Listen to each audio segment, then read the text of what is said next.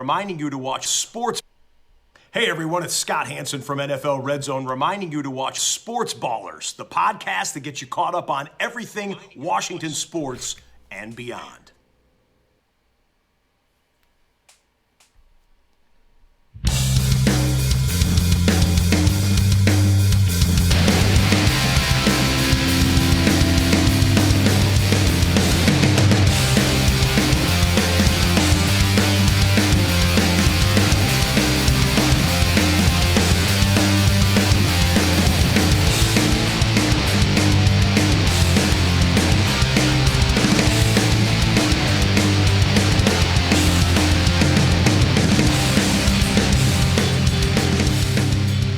Hello and welcome to the latest edition of the Sportsballers podcast.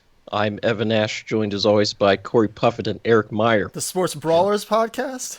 No, I said Sportsballers. I mean, we've had a rough start in general. We got a little have. weird with the intro audio, so let's just, let's move on. Yeah, Eric, your video's frozen. It's a good thing today's not a video podcast then. Yeah, still getting used to beardless Eric. It's weird. Was it better than handlebars, Eric, though? Anything's better than handlebars, Eric. Goodness gracious. I just wanted to take a look to see what it looked like for about 5 minutes. It looked like Aaron Rodgers, which is to say it did not look very good. good. It didn't look like Aaron Rodgers. Hey, if it looks like Aaron Rodgers, that's pretty good. I didn't think it looked that much like Aaron Rodgers. You look like the guy who cut off Buckbeak's head in Harry Potter and the Prisoner of Azkaban. Like that. Well, that's rude. I don't think I look like that either. I think that's I wouldn't say that either. Yeah, that guy was wearing a mask. Like, what are you talking about? Well, when he took his mask off, he looked like that. So, Eric McNair Meyer. Goodness gracious. I guess. So on one hand, I look like a legendary quarterback. On the other, I look like a Death Eater. So, kind of a big gap between those two areas on the spectrum. Yes, and or is there? Here on the Sports Ballers, we cover an entire range of topics. So, we've got some NCAA tournament to get to, some NFL, some other things. But we'll start in Major League Baseball. And, of course, we have some racism to discuss because, everything in this country has a whole bunch of racism in it. So, if you feel differently, then that's too bad. So let's get started. Major League Baseball announced last week, or this past week, that they are moving the All-Star Game from Atlanta to Denver. So the issue at hand is racism, plain and simple. Here in Georgia, they've enacted some laws that restrict voting rights. So this state is run almost exclusively by Republicans at the state level. And the state legislature and the governor, enacted some laws to restrict voting access. But they won't say the real reason. And it seems that the actual reason is that too many black people voted, and they don't like that. So it's a whole bunch of restrictions about mail-in voting. I voted by mail-in. It was a delight. It was so easy, standing in line for hours. One of the parts of this law that keeps jumping out at people is how you can't give food or water to people standing in line. It's like that just sounds crazy. So Major League Baseball did what it seemed like they had to do as the growing public fury was mounting. So they moved the All-Star Game from Atlanta to Denver. So, I mean, the traffic was going to be a nightmare, so that's an upgrade, at least for me. Living here in a city that loves to host stuff.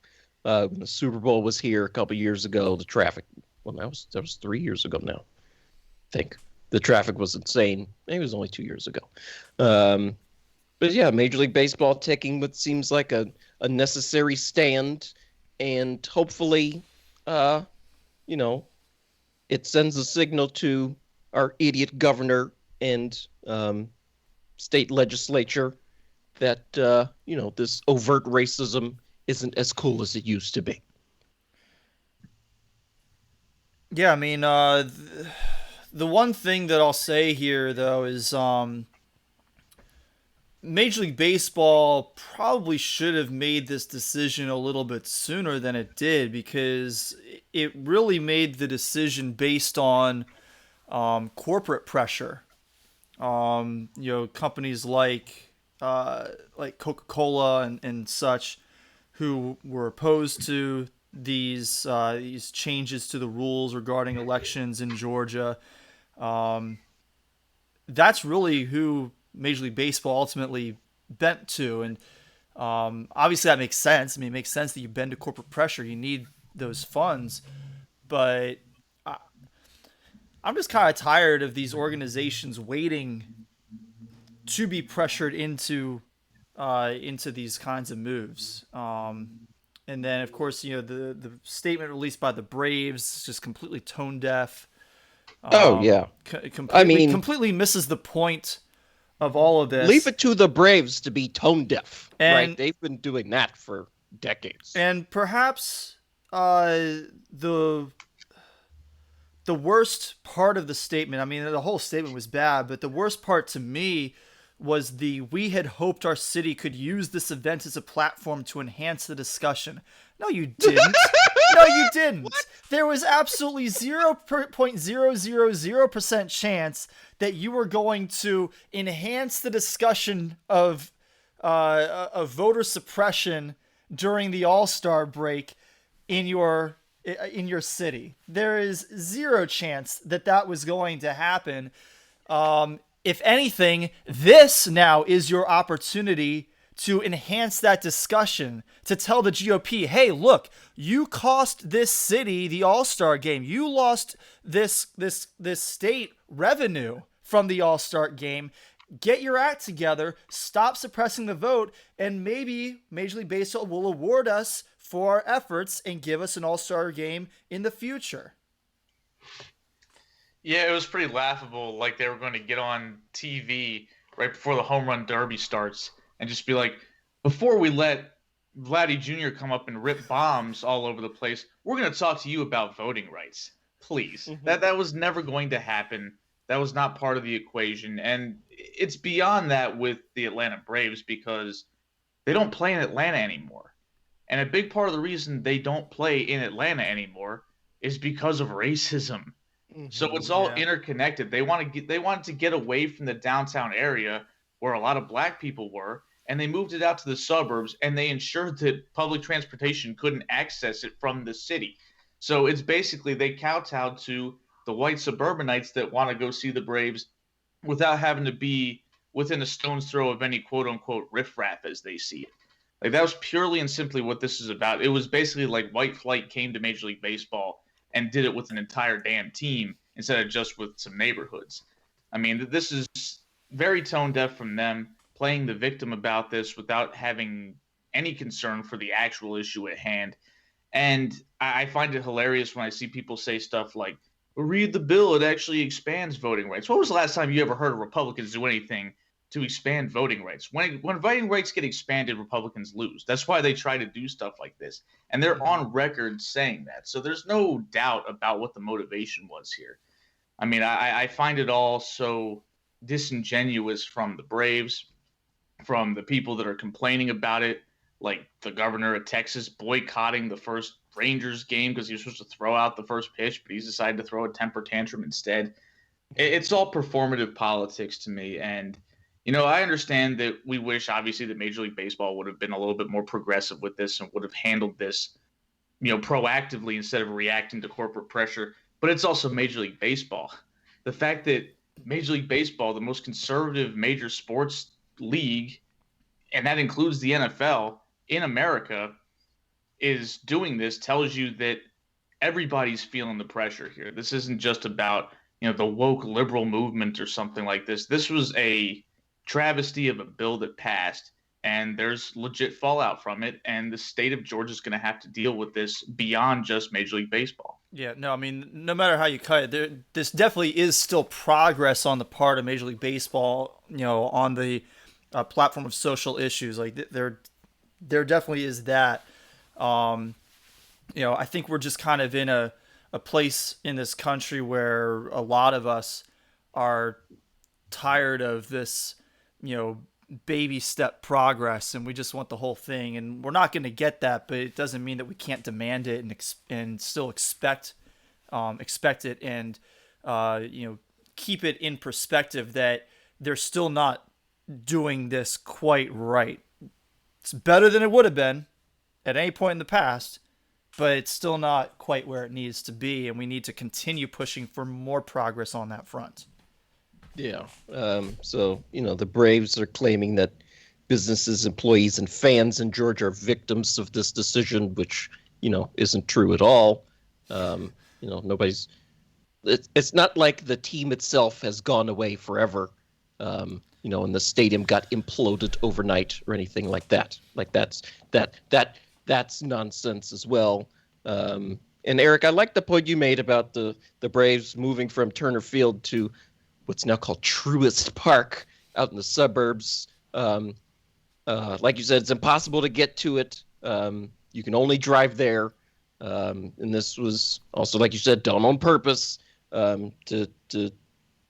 essentially to keep, white people and black people separated, right? Because Turner Field was accessible by MARTA, not all that easily, but you could get there that way. And it was in a black neighborhood south of downtown, and Truist Park is not that at all. It's a completely different deal. It's nice, right? But so it's just more foolishness out of the Braves. Their press release was topped with a cartoon tomahawk. They forget that your team is named after a race of people for 151 years. So, it includes, imagery of that people that is very stereotypical. Mm-hmm.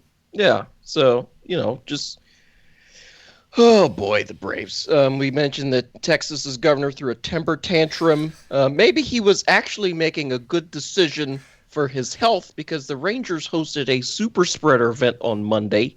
They had 40,000 people in their stadium. It was a packed house. Everybody shoulder to shoulder in there. They had the roof open, so it was outside. But that's a thing that happened. Also about the All-Star game before we move on completely. The All-Star game in Denver, I'm kind of excited about that because Coors Field is beautiful. It is. And like the home run derby at Coors Field, especially with this, the new format with the 4-minute clock per person per round, it's going to be insane. Like, there's going to be 500-foot bombs and, stuff to the third and fourth deck. And I think that should be exciting. Yeah, it's always fun to watch balls just fly out of the yard, and especially with Coors Field, it's such a big ballpark, but of course that's only done to compensate for the altitude that causes the ball to fly anyway. So you could realistically see easily 530-foot shots left and right, especially depending on who decides to compete. I'm looking forward to it because it's all very exciting just to play in that environment. I mean, it's fun to watch games at Coors Field, even when the Rockies are terrible, which is pretty much their entire history. But it's still fun to turn on the game. You get to see Coors Field. It's a really nice field, like you said, Evan, and you never know what you're going to see as far as how far the ball is going to fly. I mean, I want to see Giancarlo Stanton get up there and just take dozens of whacks at a time and see how far he's going to hit the ball. Aaron Judge, Vladdy Jr., sign them all up. I'm here for it. Let's check it out. Oh, yeah. Yeah, that's going to be great. Let's see. A guy we probably won't see, Fernando Tatis Jr., he hurt his shoulder, some sort of partial dislocation that may require surgery, so he's going to be out for a while. Yeah, I don't know how it was a shoulder injury because between the swing and the fact that he kind of grabbed his side, I was sure it was an oblique injury. Yeah, they said it was a subluxation, which is, Evan said, is a partial dislocation. But the indication I saw today was that they're not expecting him to need surgery. I think they've made that decision at this point. So he's just going to have to rest up. So they're figuring they don't think he's going to miss that much time. He's obviously going to have to do at least his 10 days on the IL, but we'll see beyond that. It seems like he avoided a severe injury that requires him to go under the knife. Something like that, though. I that's mean, with how important the shoulders are and just that flexibility to swing a bat, I have a hard time, even just a partial dislocation, believing that he would be back, in less than a month. Like, I feel like he'd probably miss about that much time. Well, you definitely have to be careful with it because that's something that can certainly be re-aggravated. So they're going to have to take their time with it and make sure that he's good to go 100%. But I'm obviously not a medical doctor. We've seen people suffer dislocations, and historically they've always sounded worse than they were. So hopefully that's the case with this one. But again, though, like you said, with the mechanics of swinging the bat, your shoulders are so important to that mechanism. And with as violently as Tatis swings, because he's a power hitter, that's going to be something that he's going to have to be aware of. And he might have to dial it back just a notch to make sure that this doesn't become a recurring injury. Oh, yeah. And then we've had a little, leave it to the Cardinals and the Reds to have a little mix-up, because that happens every time they play just about. So Nick Castellanos got suspended. I wouldn't say for no reason, but, it was a very small reason to be suspended. So did he hit a home run or just he scored on like a wild pitch or something? He slid into home plate. I don't know if it was on a wild pitch or if it was an overthrow or something like that, but the pitcher was covering home plate. And the throw was coming from the catcher from the backstop, and he slid into home plate, and the pitcher kind of slid into his back while trying to cover the dish. But it should be noted that Castellanos was hit most likely intentionally, and that's how he got on base. But wasn't that a different pitcher? Didn't they bring a new pitcher in between the time that he got hit and when he scored? I don't know, but frankly, if I was him, I wouldn't care. Because it's generally a team decision to throw at people. It's generally pitchers don't usually do that unilaterally. And then you make matters worse by sliding into his back. I realized the guy was trying to make a play, but all Castellanos did was he bucked at the guy. So what? He didn't put hands on him. He flexed on him, and he gave him some crap while he was on the field laying in the dirt. So what? Like, who cares? It's a non-starter. The only reason it became an issue pitcher's expression. Well, Yadier Molina cared. Well, Yadier Molina is the ultimate hothead, and it's his fault this entire thing happened because he can't control his anger ever, and yet somehow he gets absolutely no punishment from this. It's insane. I love the pitcher's expression looking up at Castellanos as he just kind of like over him, and he's just like, "What? What did I do?" It resembled a little bit. What did I do to deserve this? I don't know if you guys have seen Reservoir Dogs, but there's a scene where Steve Buscemi is sitting in like a similar position, and Harvey Keitel is pointing a gun at him, and he's pointing the gun right back at him. That's the first thing I thought of. Was like, this was just like Reservoir Dogs. I haven't seen Reservoir Dogs, but I'm familiar with the scene. Yes, you've at least seen the image of that because that's probably the most famous like single shot from the movie. Yeah. Oh, I haven't seen it. But yeah, so the benches cleared and all that kind of stuff, and everybody was, frowning at each other aggressively and everything like that, and a whole bunch of nothing happened. I hope Castellanos pointed out that the Cardinals' uniforms are so ugly. They're powder blue road uniforms. Can we send those back to the 70s where they belong, please? Hold on. If we can only send one uniform somewhere else in history, that is not the uniform we need to get rid of. It's these new yellow Red Sox uniforms that need to go. I mean, they're not that bad. They're not good. They're certainly not good. They are worse. They are worse than the Cardinals' powder blue. But the powder blues come out way more often than those piss yellow Red Sox uniforms. So I would say they're a bigger menace to society. The powder blue has come out enough that I've kind of gotten used to it. I'm numb to it now. These yellow things are an affront to God. Wow. I mean, that's a statement. Especially from a Yankees fan. Those uniforms are ugly too. Ours just look like pillowcases. You can sleep on those. That's so fashionable, Mr. Dobby the house elf playing baseball. What are we doing out here? Well, I actually hate the Yankees road uniforms more than the home ones. The just ugly, plain gray. I mean, I realize everybody wears gray on the road, but the Yankees ones are particularly drab. Like, I think that they are dreadful. Like, they've been soaking in in tie-dye before the color's added, just that gray goo. That starter set before you actually make them look, nice. Anyway, Hey, Corey, we have to dump on the Yankees unis at least because they've been kicking the crap out of the Orioles last couple of games. Yeah, they have. They came within a couple outs of back-to-back 7-0 drummings. Those are football scores. They gave up a safety last night. The Yankees gave up a late safety. Yeah. The Orioles' first fur of the year.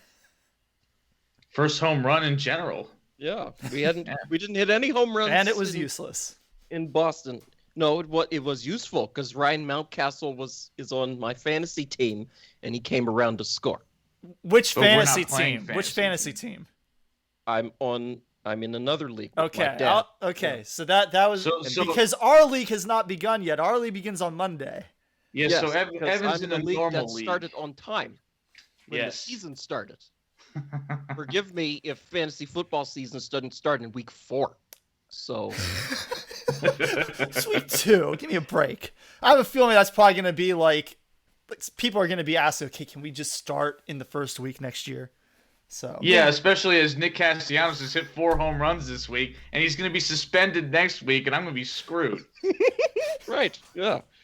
And you don't know if you're going to put that headset on again. Well, I'm definitely putting this one on again. Oh, okay. Let's see. So we'll talk about the Orioles right quick. Well, actually, no. Before we get to the Orioles, you don't have any general overreactions. It's been 1 week of baseball. Teams have played like 5 or 6 games out of 162. Does anybody suck? The Yankees suck. They've only hit 6 home runs in 5 games. That's unacceptable. Oh, okay. Well, the Reds are pretty low rate for the Yankees. Also, the Rays. I said that for 2 purposes. One, to rub it in that we have 5 more than you guys, but also because it is a low rate for the Yankees. Like, what is going on here? And yet they're still tied in the standings as of right now. Yeah, so yeah, we are. There's that. Technically, we're in second because we lost that opening series to the stupid Blue Jays. Oh, well, I mean, whatever. Anyway, the Red Sox, they don't look very good. Their pitchers are poor at best. Like if you get beaten up by the Orioles, that's an embarrassment. Somebody needs to be fired for that type of thing, frankly. But then the Red Sox go like this week as well and go smack the Rays around. What are the Rays doing? What is Randy Arozarena doing in the outfield on that ball last night? Just a catchable ball just falls in for a hit, and the Rays go from winning to losing, and the game is over. Yeah, I mean that's the difference between salvaging a game and getting swept. So, I mean it's hard to explain that. I don't understand how somebody who is as athletic as Randy Arozarena is, the fact that he seems to be a totally incompetent outfielder, because that was the second play of that game, hit by the same guy, and he couldn't figure out how to make a routine catch. Like, Joey Rickard-esque. Yes, it resembled Joey Rickard. It also resembled Mark Trumbo at times when he would be pitter-pattering around the outfield and letting routine fly balls turn into doubles all the time. Statcast said that the hit that Arozarena gave up in I guess it was the 8th or the 9th inning had like a 75% catch probability, and then the second one, the one that ended up losing the game, had like a 90-something% catch probability. And he didn't get to either of them. And that was the highest leverage play of the game. If he makes the catch, the Rays win. If he doesn't, the Rays lose. He didn't, and the Rays lost. So there you go. Yeah. So after 6 games, the Dodgers are 5-1. The Reds are 5-1. I don't know if I saw that coming. Yeah. It helps when Castellanos has 4 home runs. Yeah. The Houston Astros are rolling. They're 5-1. Let's see. And the teams that are bad that shouldn't be bad. We will start with the Braves, who I guess won today. They're now 2-4 after being 0-4 to start the season. They stunk the joint out in Philly this past weekend. So Braves fans who were freaking out about the off the field situation that we discussed. on the field as well doesn't look too good for the Braves. At least to start off with. The one thing though to keep in mind is it's still early. It's the first week. I mean, you look at the Yankees. Well, this is their overreaction segment. Well, right. I mean, oh my God, the sky's falling. I know it's the overreaction segment, but I'm not going to overreact on a team that I picked to win the division that I feel. Actually, no. Did I pick the Braves or did I pick the Mets? You picked the Mets. I picked the Mets. Well, regardless, the Braves are a good team. They're going to be fine. I'm not going to overreact to this because, just taking from my own experience as a Yankees fan, I can probably count on one hand the number of times in the last 20 years that the Yankees have won the first series of the season. We don't win the first series of the season, but I can also count on one hand the number of times we've missed the playoffs because we don't miss the playoffs. So I'm not going to overreact to the Braves having a bad first week. There's 162 games in the season. Yeah, but the Yankees have always had the luxury of having extraordinarily talented teams, whereas the Braves coming into the season figured to have to compete for a playoff spot. So I'm not saying that you're wrong. You absolutely are correct that it's really, really early. And the Braves blew a game to the Nats. They could easily be 3-3. If they don't get their bullpen situation settled, that's going to make life very complicated for them. True. But I'm certainly not going to sit there and look at their first 6 games and say they went 2-4. This is who they are. They're only winning 54 games. That would be preposterous. Yeah, the Braves swept a doubleheader from the Nationals today, 7-6 and 2-0. Ooh, Nats. So, come on. Yeah, I think the Yankees situation, at least in the American League, is trending back toward the Snow White and the Seven Dwarfs days back in the 50s. Like, the Yankees have the best team in the American League, but then the other American League teams don't seem to be able to keep up with them, right? Like the Astros were really good, 108 wins, 107 wins, and the Red Sox were really good. They won 108 games, and, the Rays won the division last year, but, all of those teams, certainly the Red Sox, have taken steps back. Meanwhile, the Yankees are still at that elite tier. Brian Cashman just does a White really Sox. good job of planning in advance, I feel like. I think he does a really good job of finding ways to ensure that while, the Yankees don't really lead the league in wins, anymore, they're up there and they're always competitive. They're always in the playoffs. And, if you make it to the playoffs, you've got a chance. And while the Yankees have not cashed in more than a decade, we're always in it. Whereas a lot of, everybody else kind of comes and goes.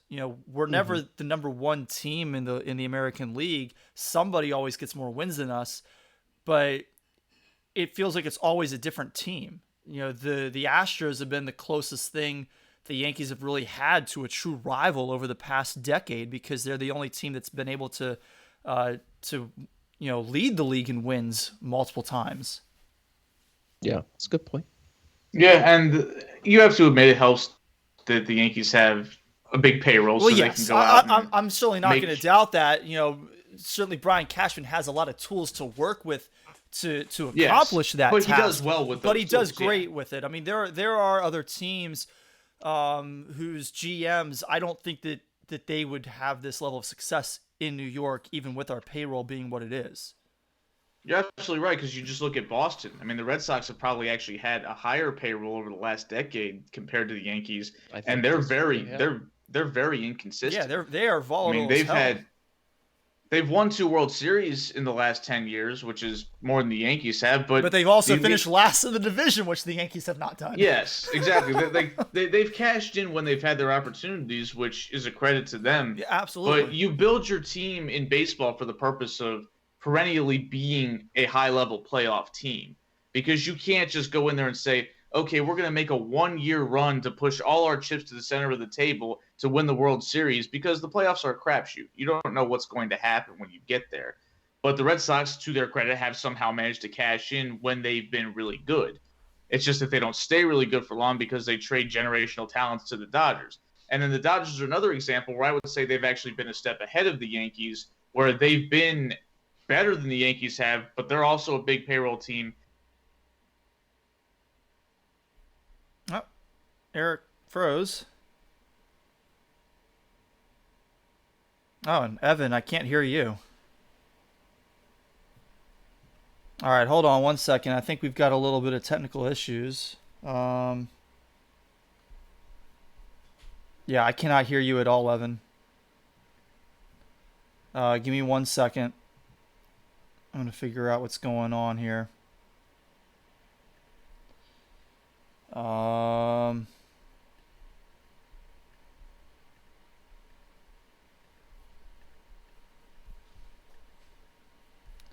I think it's an issue with my Skype. I think my Skype is acting up. So hold on. I'm gonna exit out of the meeting.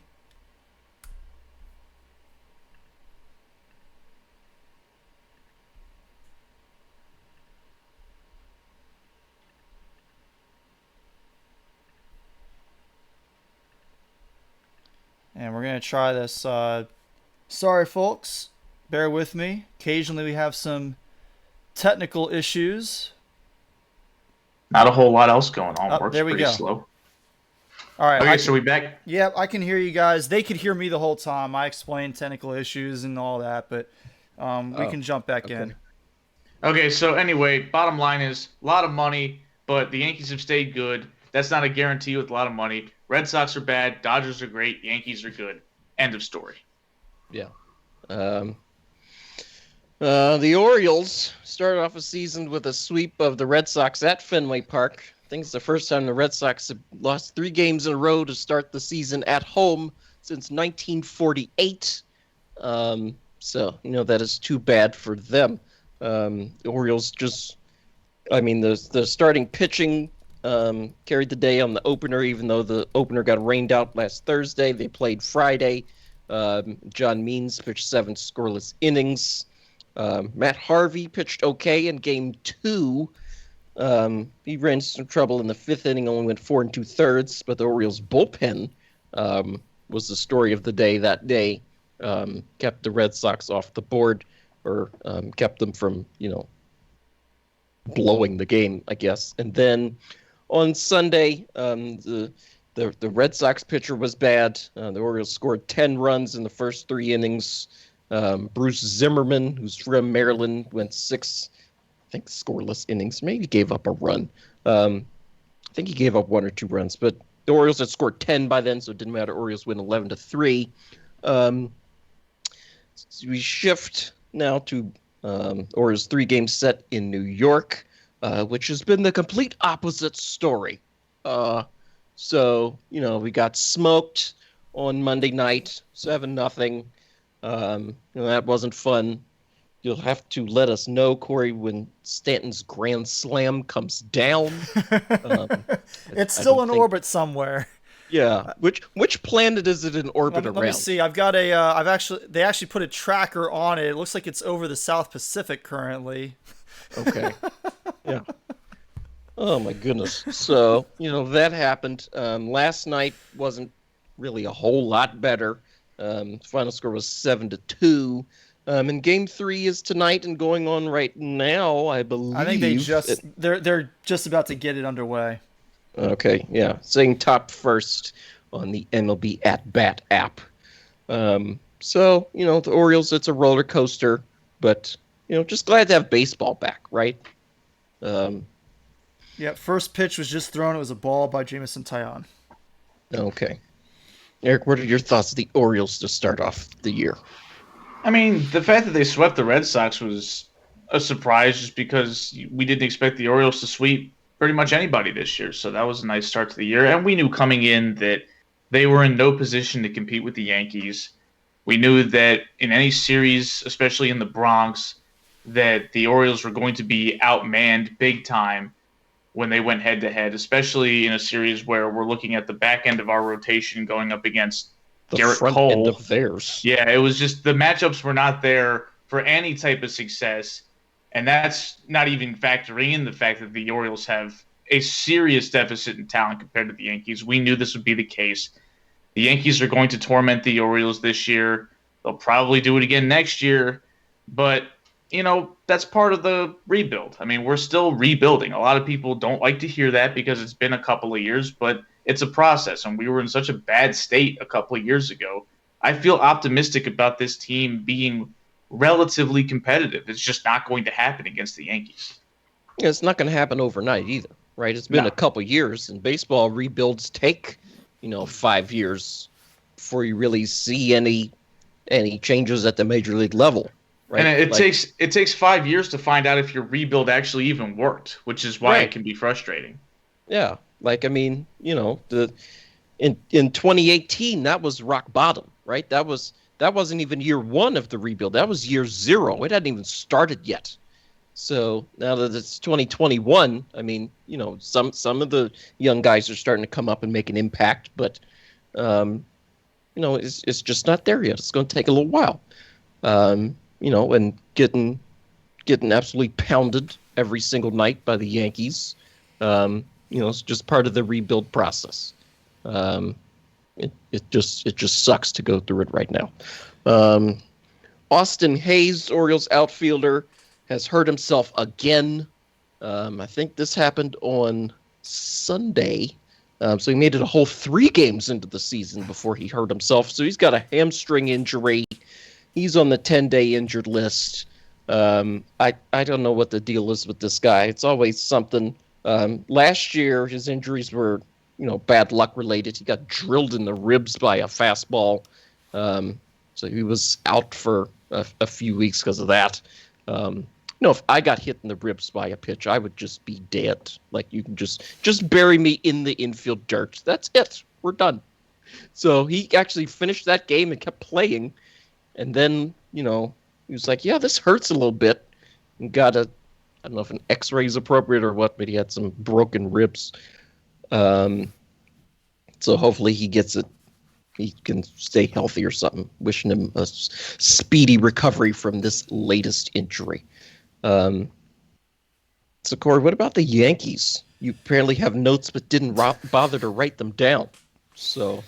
Yeah, so the Yankees got off a little bit of a rocky start against the Blue Jays, dropped the first game of the season.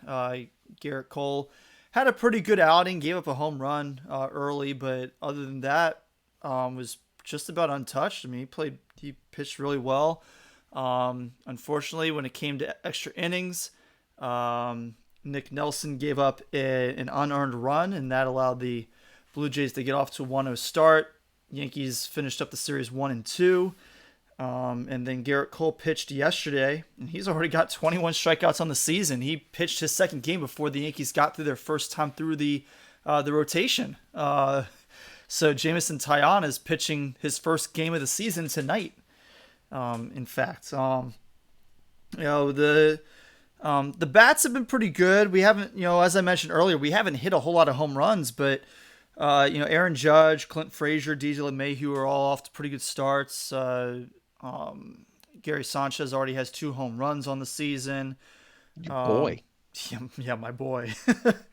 I can't complain too much. We've gotten things rolling pretty well so far.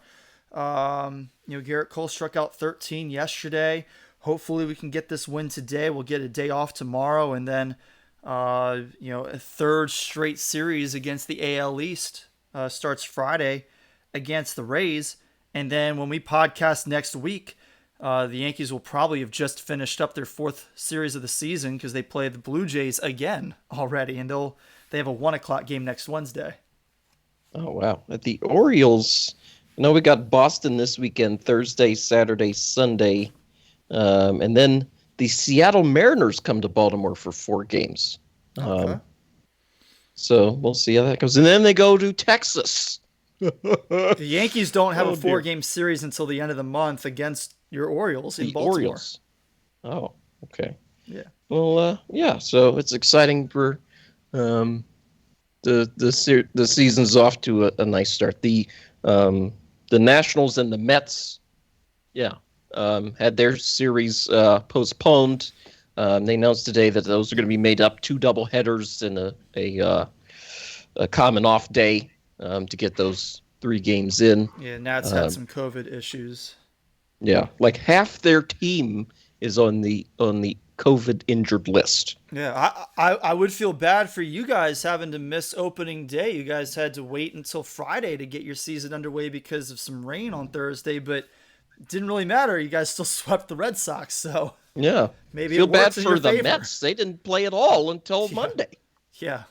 Yeah, that was the funny thing is, who was it for the Red Sox who, Eric, you shared a post where the guy tweeted something about the season starts today. Christian Vasquez. Yeah, it was Christian Vasquez tweeted, like, the season starts today as the Red Sox were going into their 4th game of the season. Like, dude, you guys actually played. You got swept. The Mets season starts today. They got swept, because they thought the season started on Monday when it started last week. That's what happened. Apparently they forgot Yankees, which league they're in.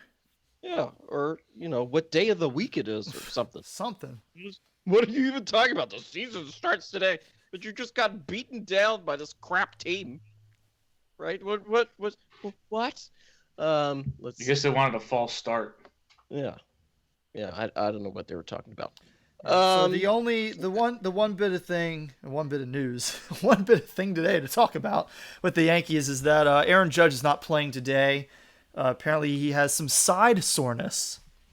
So I don't know. I guess maybe he hurt himself on that 3-run home run that he hit yesterday.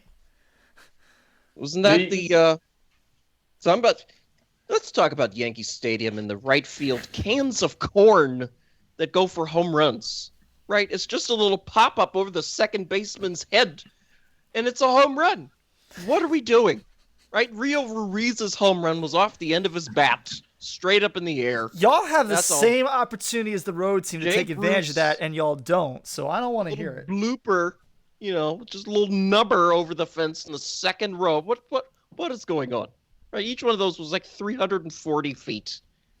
All we have is right-handed pitchers. All you need is some lefties, and you can take advantage of that just fine. I want to hear your bitching and moaning. I mean, it's horrible stadium design, regardless. Like, you can sit there and say all you want. You guys have the same opportunity. It doesn't matter. It's still sad.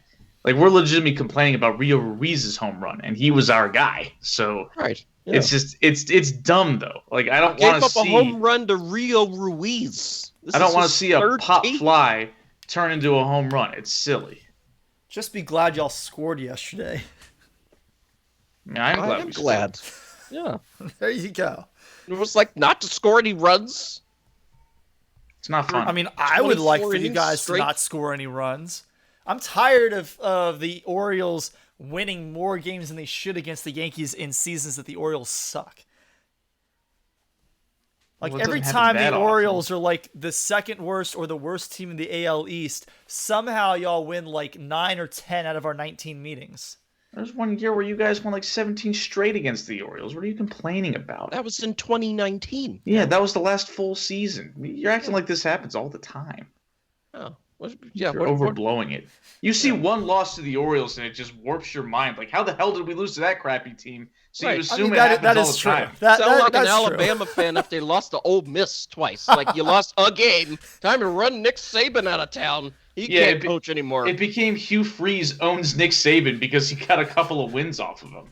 Right, yeah.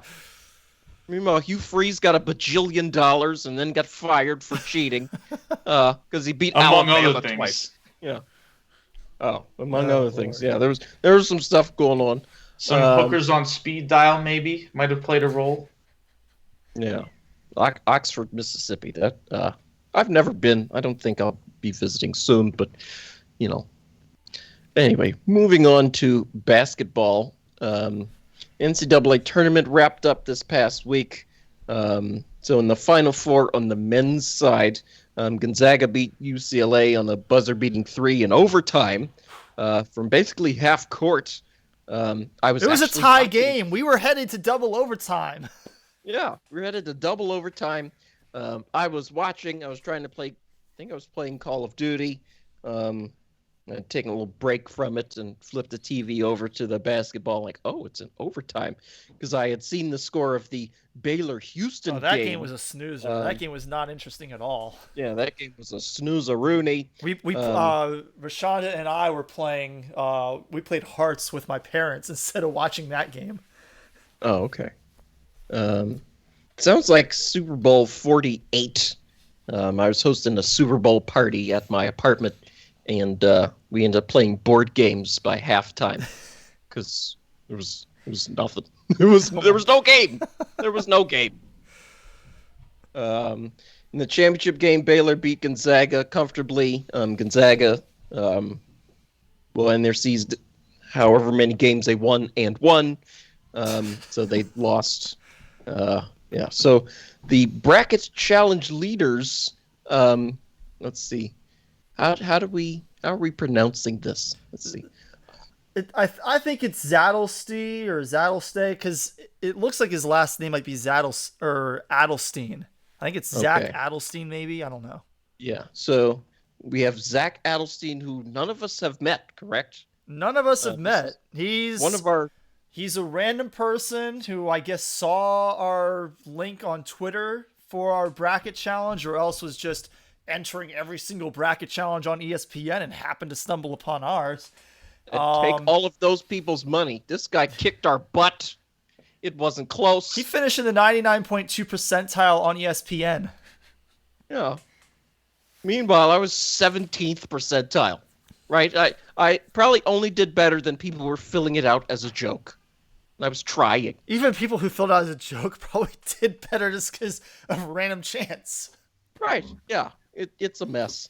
This guy is it's interesting.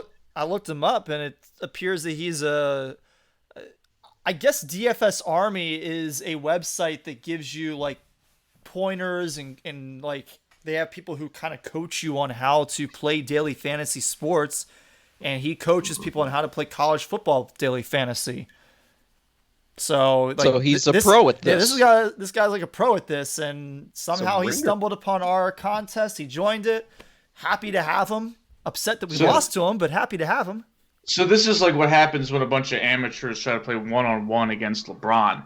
Right. You just get dusted. Like, this guy came to play. Like, he's big time. He probably makes his money doing this. Whereas we're just, some guys with a podcast that don't really watch college basketball that closely. He knew what he was doing. Yeah. Because, it's not like any one of us could have had like a 99th percentile bracket and we would have said, yeah, we got lucky. But this person came to our bracket, despite the fact that we had no idea who he was, because he was hunting opportunities to own people in the pit. So full shout out to him for dusting us and probably thousands of other people in some other brackets, hopefully some of which for some money, because you deserve it, especially with this crazy tournament. You are the grand prize winner of literally nothing. We don't have anything except recognition on this show that nobody listens to. And we gave him a follow on Twitter, so there you go. Yes. Oh, you got a Twitter follow. He followed us back as well. Yes, he did. Appreciate it. He was very polite, too. He seemed like a nice guy. Yeah. So let's see. On the people we actually know list, Jeffrey McDonald and Shannon Cummings tied for second. Jeffrey had the correct champion. Yeah, by the way, happy birthday, Jeffrey. It is his birthday today. He turns 30. Oh, okay. Yes, happy birthday. Welcome to the club. Yeah. You're now old enough to complain about constant knee pain and stuff like that. So Jeffrey was one of 3 people in our contest to get the correct winner. Oh, okay. Is that toot your own horn a little bit or something? Is that what we're doing, Corey? I will be shortly. I'm sure he'll get there eventually. Corey doesn't fail to gloat ever. Yeah, truer words have never been spoken on this podcast. James Daly came in 4th, Rashonda 6th place. Corey wins our contest. He picked the correct champion. Eric finished tied for 8th, and I finished tied for last. And that's what happened there. Yeah, so I was the 3rd person to have the correct champion. So Zach, who won the whole thing, had Baylor. Jeffrey had Baylor, and I had Baylor. So yes, toot my own horn, pat myself on the back a little bit. I was rooting pretty hard for UCLA in the Final Four because I passed Eric with Baylor's win against Houston. But he ended up passing me right back with Gonzaga's win. So at that point, I needed Baylor to win the championship just to win between the 3 of us. And lo and behold, it happened. And I finished 5th overall. Congratulations to Rashonda, who finished 1 spot behind me. Pretty good showing for the 2 of us. Top 6, both of us. Oh, okay. Well, that's great. On the women's side, Evan is not impressed. no, he's not. Michaela Maroney Not at over all. here. Yeah, frown to the side of my face. Exactly. On the women's side, there are three great Final Four games. Yes. So we had Stanford 66, South Carolina 65, Arizona 69, UConn 59, and then the 10-point championship game there, but that game was so close. Like you could not feel comfortable with that game until it was over, because UConn's just so good. Like, you never know, but man, Ari McDonald, amazing player.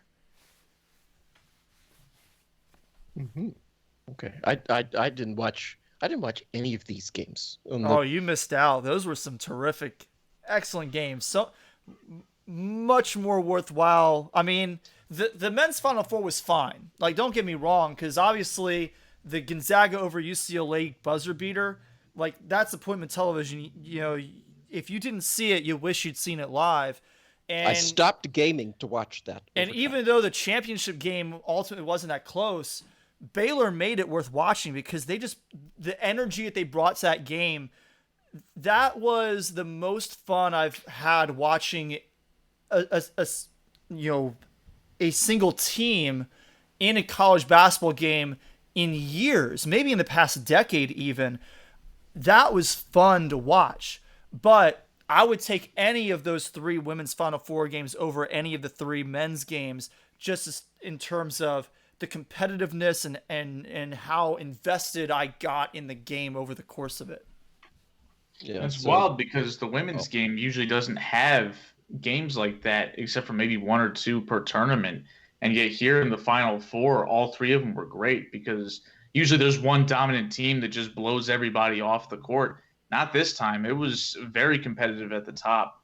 And, you got to give UConn a lot of credit for hanging in, because I don't think they had the best team this year, but they damn near pulled it off anyway. And that's certainly not something we're accustomed to seeing from them. Usually they are the team that's just running everybody off the floor, but didn't happen for them this year. But they've got a lot of people coming back. They got everybody coming back. They didn't have a single senior on their team this year. Like, even Maryland, they're just getting warmed up. Like, yeah, exactly. Maryland is bringing everybody back as well, but that's only because our four seniors are going to take advantage of the NCAA giving everybody an extra year of eligibility. Otherwise, Maryland would be out 4 players. UConn would not have been out anybody either way. Oh, wow. Yeah, so Stanford ended up winning 54-53 over Arizona in the championship game. Arizona women's basketball, this is the first I've heard of them on this level, right? Well, they've never made it to a championship game before. Yeah, we know Stanford and, now South Carolina and UConn, obviously. But Arizona, they seem to be a relative newcomer, at least to me. And, I think it's great that, the women's Final Four was more entertaining than the men's one, because, the men's one, it sucks up all the oxygen, but in terms of actual entertainment value, it seemed to be lacking, at least this year.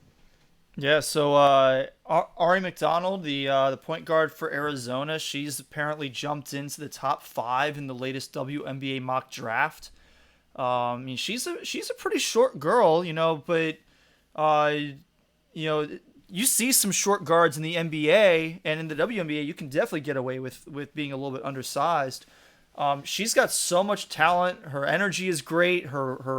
She clearly, studies the game, because she just seems to see the whole court. She knows where everybody is. This is one of those women who I'll definitely be interested in kind of following her career trajectory in the pros. There's been a few women who I've kind of kept tabs on. Elena Delle Donne being one of them, Lexi Brown, a couple other Maryland players predominantly, but there haven't been very many players outside of Maryland that I've really thought were interesting enough for me to bother following their career in the pros. Ari McDonald definitely qualifies. Okay. Yeah, I think that's it for college basketball. Um, oh no, we have some other questions here.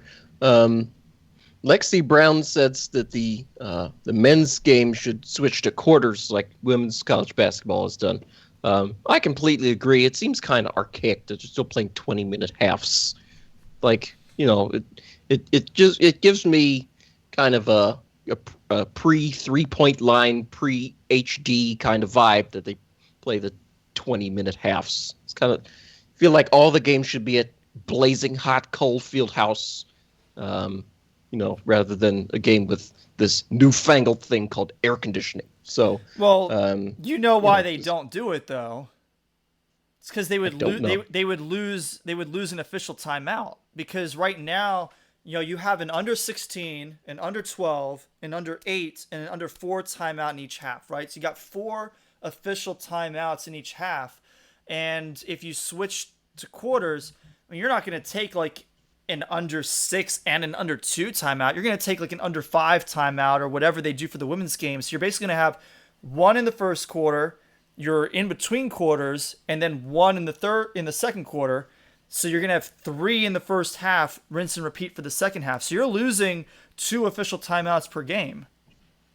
I mean, I'm sure they can figure out a way to make that up, right? It's not like the players are getting paid so much money that they can't afford to lose a couple TV breaks. So, my reason for saying that is not to say that I disagree. I 100% agree that the men should switch to quarters. It doesn't make sense for women's college basketball to be quarters and men's not. It doesn't make sense for high school men's basketball to be quarters and men's professional basketball to be quarters, but college to randomly be halves. But I'm not holding my breath. I'm not even like bothering to cross my fingers for fear that they'll get stuck like that, waiting for them to actually make the change, because they're not going to. I mean, it's the same amount of time, right? They could play eighths or sixteenths or whatever. It's not super duper important. But I mean, it just seems like they should play quarters. I'm sure they could figure out a way to split each quarter up into 3 sections instead of 2, so they can have an extra TV break if they really need it so bad.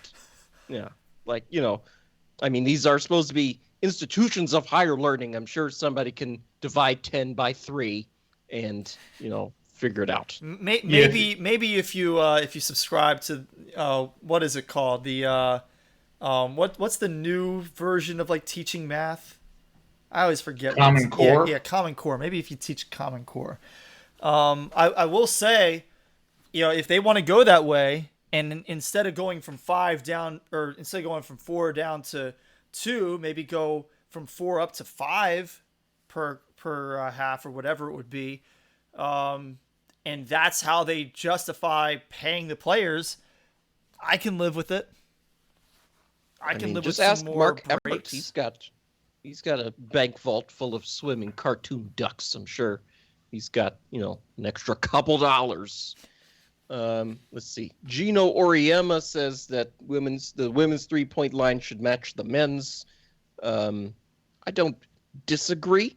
I mean, I'm not going to be like, oh, it shouldn't match the men's, right? I just don't see any reason why it doesn't match. Like, it's. I had assumed that the women's and men's 3-point lines were the same. They used to be. It seems like certainly this year in men's and women's college basketball, assuming that the men's and women's things are the same, is a foolish assumption at this point, right? With the weight room and the buffet and now the 3-point line. I don't have any problem with moving it back to where the men's line is. I don't see why it's not, frankly. Just move it back. So I'm looking it up right now because I think the corners might match like all the way in the corner, but okay. I'm not 100% sure. Once you get above the break, it changes. That's right, Evan. Above the break is where it changes. Yeah. Let's see here. No, it looks like the men's is further all the way around. So, I'm also kind of in like, I don't disagree. It doesn't really matter too much to me, but when you've got a coach like Gino speaking up about this, you figure he probably knows what he's talking about. The women's ball is a little bit smaller, and I think that kind of makes up for any potential physical differences between men and women playing, right? Outside of, obviously, women don't dunk as frequently as men. You very rarely see a woman dunk in basketball. But Can't dunk either. So well, yeah, I mean, there's that. But but as far as shooting goes, I saw plenty of women, putting up threes that felt very, Stephen Curry-esque during this women's tournament. Where they probably were not quite as deep as Steph throws them up from, but they were way behind the actual line. So there's no doubt that they're capable of shooting from the men's line, especially given that they do have a smaller ball. The interesting question would be, if that happened, certainly they would, the women would adjust where they're shooting the threes from, and they'd probably be just about as successful as they are currently. But how might that affect the mid-range game in the women's game? Because now things are going to be spaced out even more. And so I'd be interested to know what kind of snowball effect that might have on the rest of the game.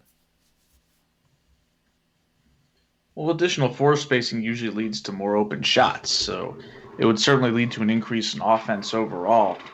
I don't see that as a bad thing ever, but I don't either. Especially because it's not like it's a hammed-in version of creating more offense, like calling fouls on everything. It's not of that nature. It's just simply changing the dimensions of the floor, which changes strategy. Yeah, and I think that there's nothing wrong with that. And how much would it move back by? Right, like, I mean, it's not like moving the 3-point line to half court. I believe the women's line is about a foot and maybe 4 or 5 inches shorter than the men's. I don't know these things off the top of my head. Okay. I mean, that doesn't seem like a whole lot, I guess, but... Yeah, I mean, so the one thing I will say is that if this would lead to more offense, that can only be good for the women's game. The women's game needs as much help on that standpoint as possible, not because the women's game isn't worthwhile, isn't entertaining when you actually take the time to sit down and watch it, but because the perception is that it's not even worth sitting down to watch it, to give it the chance to entertain you. And so any additional offense that could be generated by something like this, I think, can only be beneficial. Oh, yeah. Yeah, that sounds great. All right. I think that's it for college basketball for today and for 2021, probably. Let's get to what really drives our shows, National Football League. So there's been a big trade. Sam Darnold has been traded to the Panthers. And you would think that this was the greatest pickup that the Panthers have ever made since 1995, based on the way their social media is hyping it up. Yeah, their social media, slam dunk, 10 out of 10, A+. 10 out of 10? Is that all you're giving him? I'd give him like a 20 out of 10. Yeah, My goodness. The hype video they released today made me think that Sam Darnold was like the next coming of Denver Broncos Tim Tebow. Well, that's not exactly a ring endorsement, Corey. Well, it is if you only look at Tebow time as what Tim Tebow was. Yeah, which is still a terrible quarterback. Yeah, they went 8-8, Corey. They won every time it was Tebow time. They won 8 games. Yeah, out of 16. They only had 8 Tebow times. That's not how that works. I don't think that's what happened. They weren't 0-8 and went to 8-8, right? Tebow won like 7-4 as a starter. Yeah, they sucked. Regardless, I mean, they made Sam Darnold look amazing, and he is not. Right. Yeah.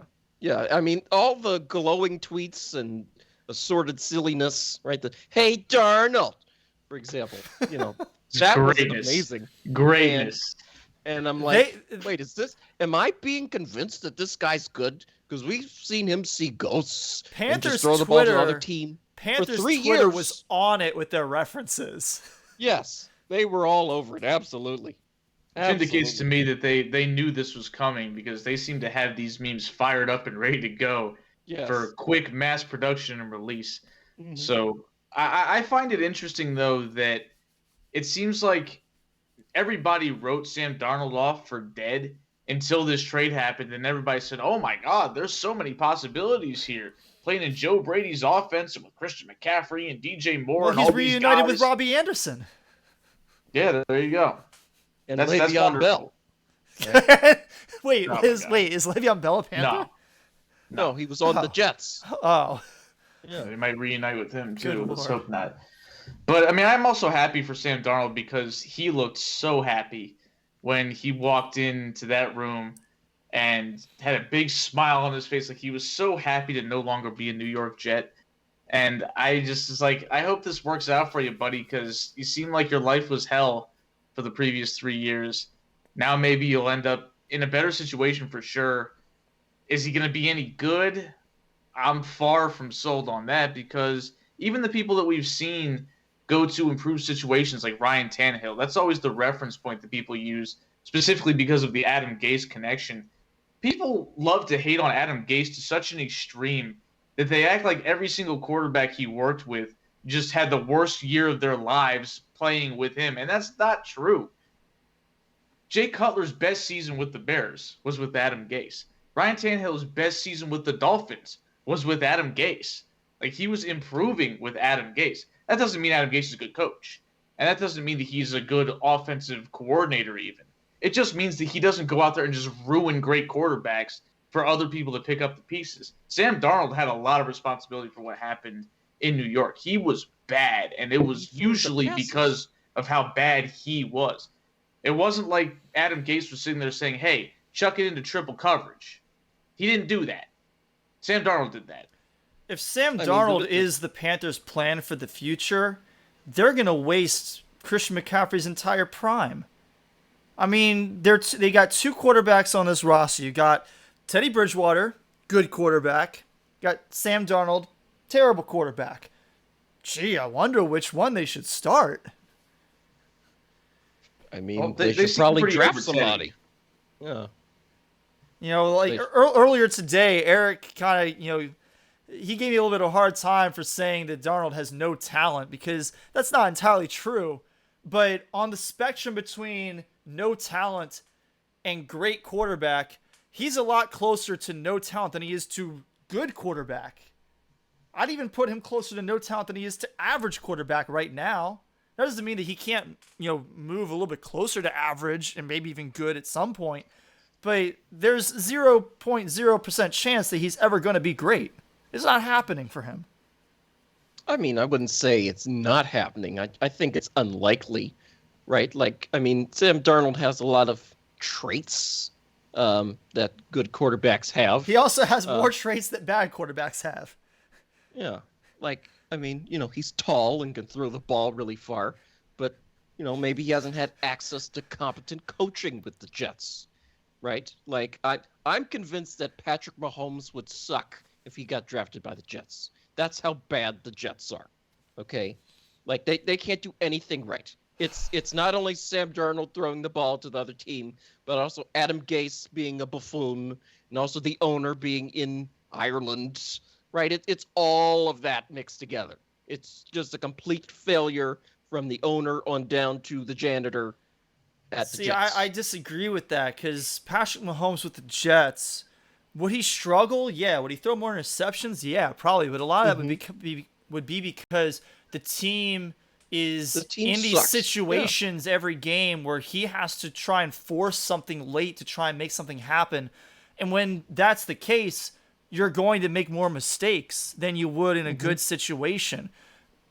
Darnold, you can't say Darnold was caught in a situation where he was playing really good, but the team around him sucked to the point where he was forcing things and everything just kind of swung against him late in games.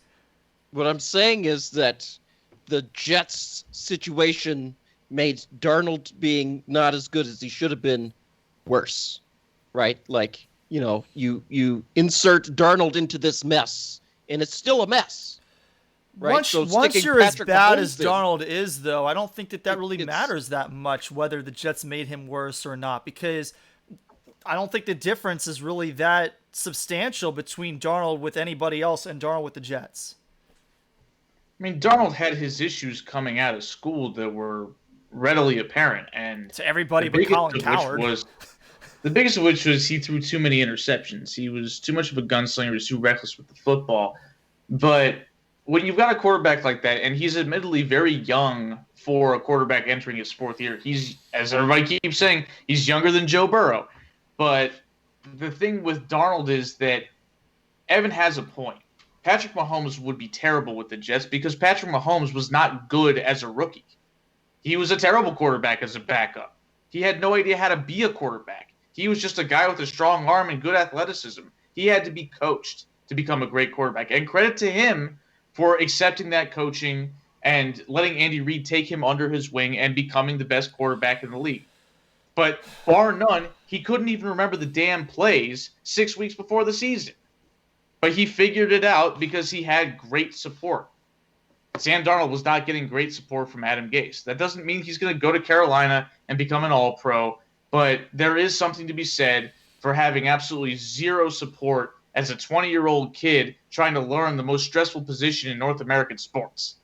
in New York See, City. I struggle with that because if Patrick Mahomes did not have a combination of the athleticism to be a great quarterback and something in his head that allowed him to get there, and that was probably there to an extent already, there is no way that Andy Reid can take him in one off season from being bad to being legendary. That's not a step that is available to any human being.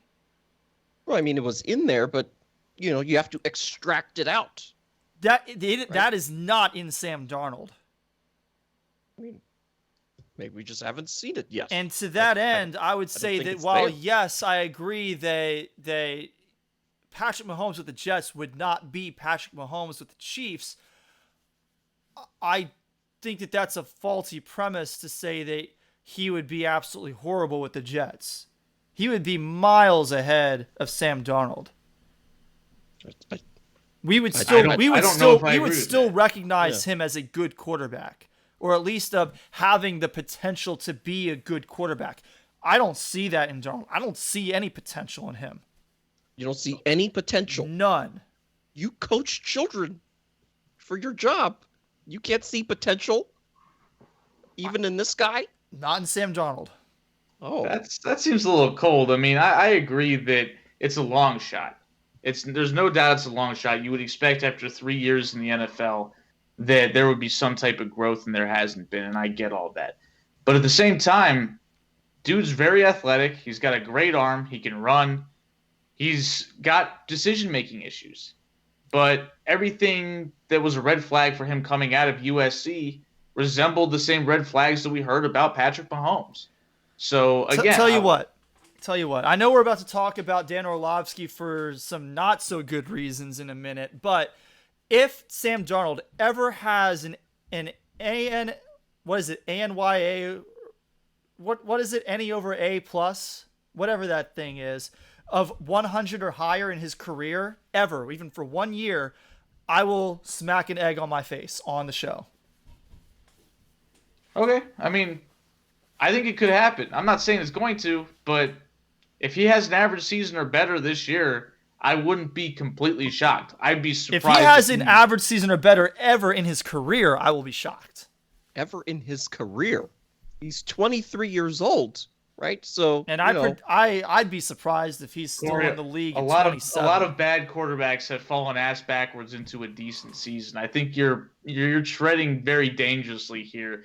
And it's going to be on video when you smash an egg on your face, by absolutely. the way. It will not be an audio podcast. Oh, but no, And absolutely. We will be on video. And by the time this happens, right, HD cameras and stuff will have advanced to the point, we're going to see everything very clearly. We might be out of the pandemic by then and be together. Just make sure you have fresh eggs in your refrigerator. You might as well. Are you going to promise to eat crayons? Would you be willing to do that? Apparently, they're edible. Children eat them. I don't know why. Well, they probably had to make them reasonably edible because they knew the kids would eat them, and they better not be poisonous. Yeah. But just, I'm not ready to. Didn't Sam Bradford set the record for highest completion percentage in a season? Like, that happened. Yeah, but Sam Bradford, I saw potential in him even as a rookie. Okay. Well, you saw that hype video the Panthers just put out. Those were some good plays by Sam Darnold. There was potential there. Yeah, but I've seen those plays before. So they were good. Yeah, good plays. He made good plays. The tape doesn't lie, Corey, right? Like, it's the whole thing. You get the whole guy. Yeah, but you realize that those plays, those plays are literally 100% of his good plays. Not just of his great plays. Those are 100% of his good plays in his career, and they constitute about 0.02% of all of his plays in his career so far. Well, he's capable of making good plays. But he is not capable of making them often enough to have an average or above average season. I just think the Jets organization is so terrible that, they couldn't coach him to make more good plays than bad plays. Yeah, he's capable of making good plays. I'm not making any judgments about Matt Rule or the Panthers coaching staff. I'm making judgments about Sam Darnold. But how accurate can those judgments be? Because we know the Jets coaching staff was so bad. Right? Has he really been given a true opportunity to have success if he's just put in that situation? Again, I'm inclined to err on the side of doubt here, but I'm also not going to go as far as Corey and say the guy completely sucks and has absolutely nothing going for him. I think that's a little extreme. Yeah. He's got some things going for him off the field. He's a good-looking guy. Forgive me for sounding like Pinocchio in that commercial with, "You have potential, and you have potential." Yeah. Well, no, that's the thing. That's the thing. If I was to say that Sam Darnold has potential, my nose would grow 1,000 times over. Okay. Well, we'll see what happens. I'm actually kind of excited to see this now because normally I looked at this as a pretty innocuous trade, but I think it also is telling that the Jets didn't get very much for him, given the fact that he was a first-round pick, a top 3 pick just a few years ago. 3 draft picks back for him. They got more than he's worth. I agree, but there's usually a bigger sucker than that. The Jets won that trade easily. I agree, but at the same time, Sam Darnold is 23 years old, athletic, and white, playing the quarterback position. Normally, somebody's dumb enough to cough up a first-round pick for that. Didn't happen this time. Yeah. The Texans gave Brock Osweiler, $500 million or something. He's tall and white. The only $500 million man in the NFL is Patrick Mahomes, but I'm sorry, enough. $250 million. Excuse me. He only got an A-Rod deal to play 10 games or something, and won a playoff game. Yeah, against Connor Cook. Connor Cook, Michigan State's finest. Oh my Actually, God. that's probably still Kirk Cousins, but yeah, that's Kirk Cousins. Come on, or Connor... Draymond Green on the football team, right? Yeah, might as well. Yeah, send Magic Johnson out there. Mm-hmm. Current Magic Johnson. Yeah. How old is Magic Johnson nowadays? 60 years old. Yeah. Is he 60? No way. He's probably pushing 60, yeah. Michael Jordan's 58, so... Wow. Yeah. Wow, yeah. Magic is 61. Holy cow. That's crazy. I've thoroughly enjoyed the commercials during the NCAA tournament with him and Jim Nantz joining the Capital One crew. Well, the Capital One crew is Samuel L. Jackson. He just lets Spike Lee and Charles Barkley join him for March Madness.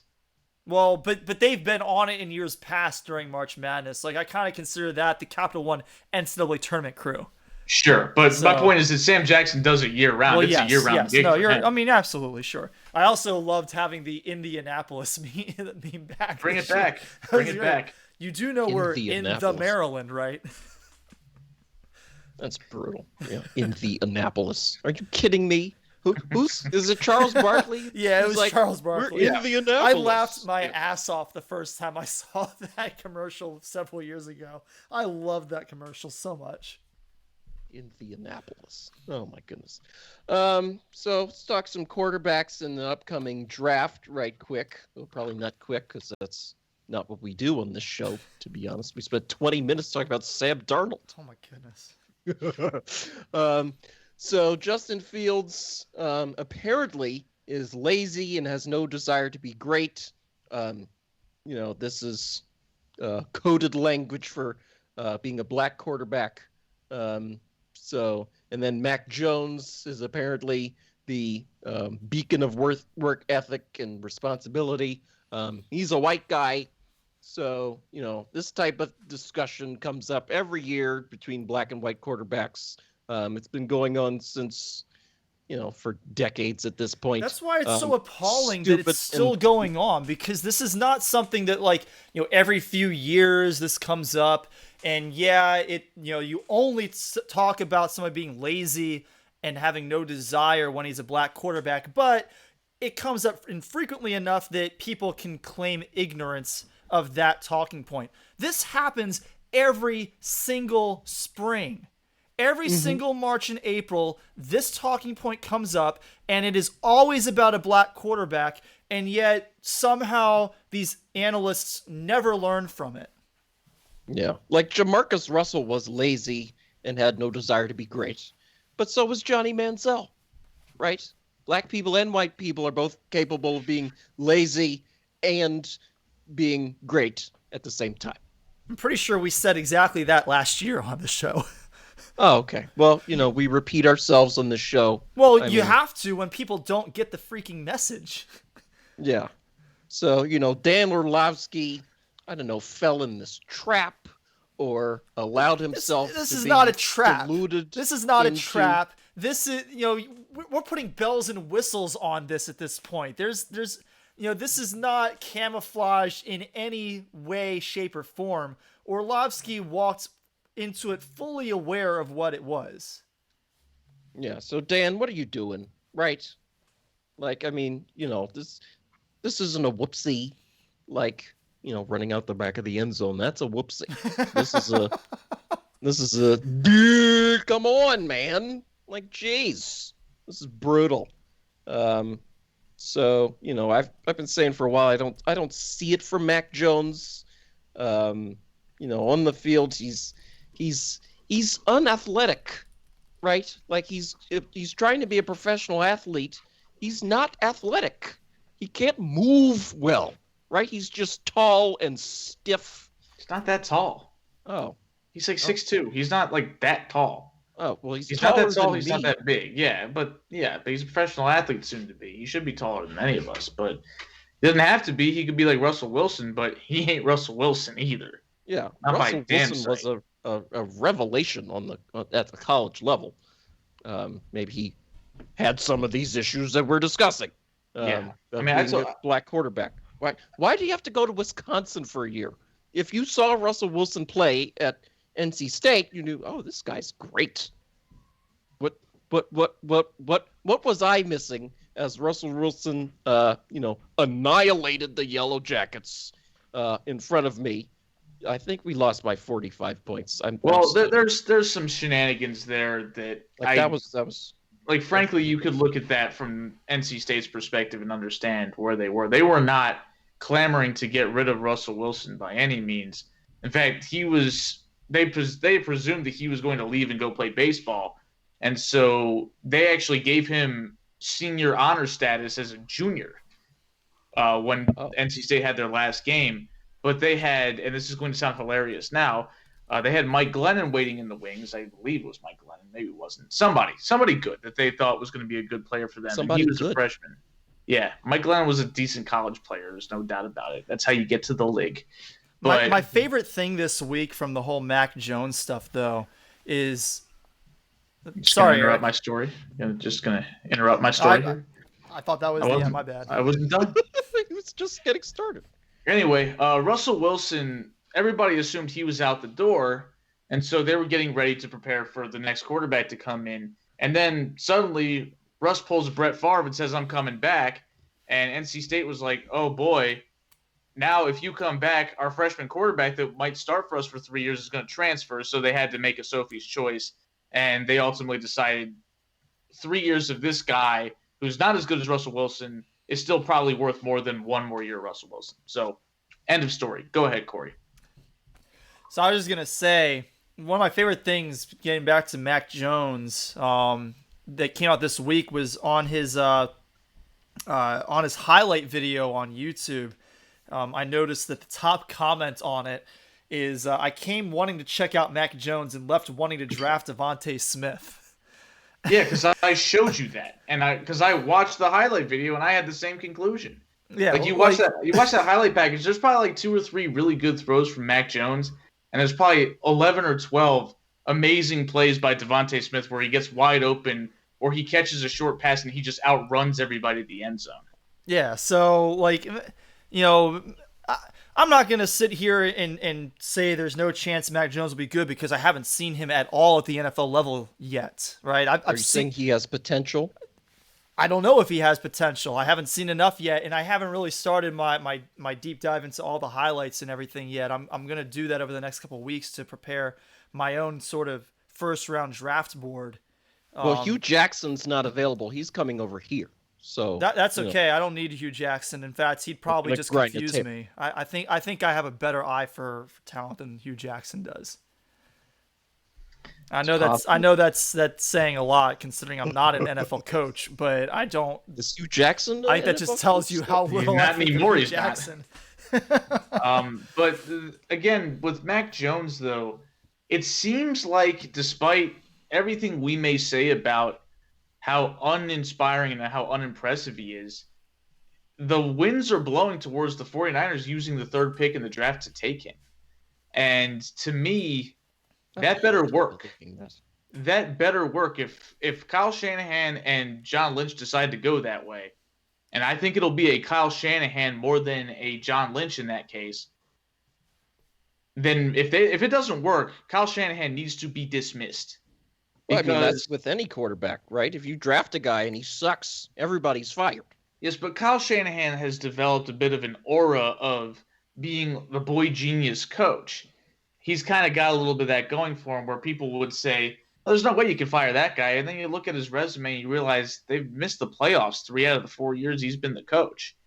So they had one good year where they put it all together and everything worked out. I know they had injuries and other crap going on, but I just find it very intriguing that Kyle Shanahan has lost 2 Super Bowls, and those 2 Super Bowls he lost, the main reason he lost is because the other team had a spectacular quarterback and his didn't, right? Matt Ryan versus Tom Brady. Matt Ryan's not a spectacular quarterback. He's a good quarterback playing on a great team with a great system. Tom Brady is a spectacular quarterback. That's the main reason why the Patriots were able to come back and win, because Matt Ryan couldn't make the spectacular plays when the heat got turned up, and Tom Brady could. Couldn't make the spectacular plays. All he had to do was take a knee instead of get sacked. Exactly. But he took a 12-yard sack at an opportune time, and that was basically the game. And then, of course, in the Super Bowl last season, at the end of last season, they lost to the Chiefs because Jimmy Garoppolo was throwing picks with his eyes closed and missing wide open Emmanuel Sanders right down the middle of the field for a touchdown. And Patrick Mahomes was not doing that. He was completing bombs on 4th and 15. So it's just interesting to me how Mac Jones, who is the prototypical boring quarterback, who doesn't really have any spectacular talent, but will probably be fine in a good system. He's certainly capable of making a read and delivering an accurate throw, but he's not going to do anything special. Are you really going to invest your future in that when you could have somebody that could be spectacular, like, say, Justin Fields? It seems a little crazy to me. Yeah. Well, I think this sort of underscores the point about, a guy being in a good situation, right? Like, I mean, maybe I'm subscribing to Kyle Shanahan being the boy genius, but I feel like whoever they draft at quarterback is going to be pretty good. They might be capping their potential. They might be passing up on a Hall of Famer or something by drafting Mac Jones instead of somebody else.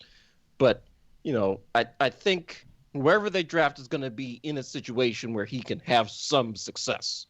You know, compared to wherever the Jets decide to pick with the previous pick. That might be a disaster. Yeah, I mean, I think the 49ers have some great weapons. Not only do they have, one of the better running back cores in the league, but just, Debo and Brandon Ayuk. yeah, thank you, Brandon Ayuk. I mean, they are amazing, and they're so versatile. I mean, you look at, Washington brought in Curtis Samuel, who I really like. I liked him in Carolina, and I like the addition because of his versatility. You can use him in the run game. You can use him on jet sweeps. He can go out and catch the ball downfield. And Brandon Ayuk and Debo Samuel are basically that, but even better. So there is no excuse for not being able to have success as a quarterback in that system right now.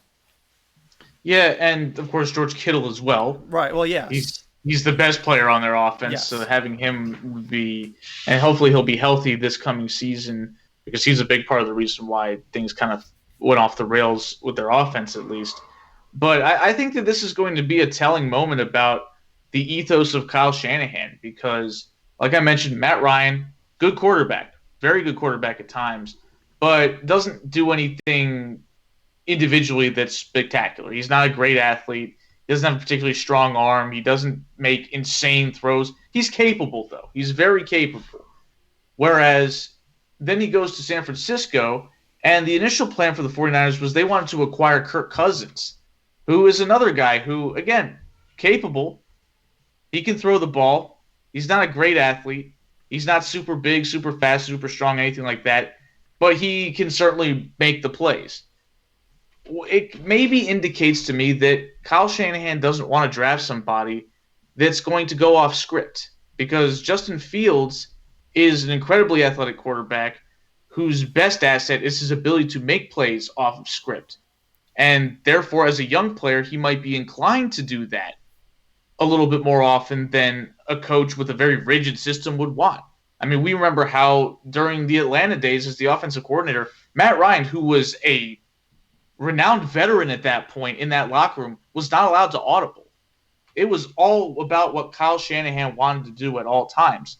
So perhaps Shanahan thinks he'd rather have a less capable physical quarterback, and therefore he will follow what I want him to do. Whereas a different quarterback with a different skill set might freelance a little bit too much, and Kyle can't have that. That seems like a really poor decision, a poor philosophy to go about, coaching football, because the game is about the players, right? The players play the game.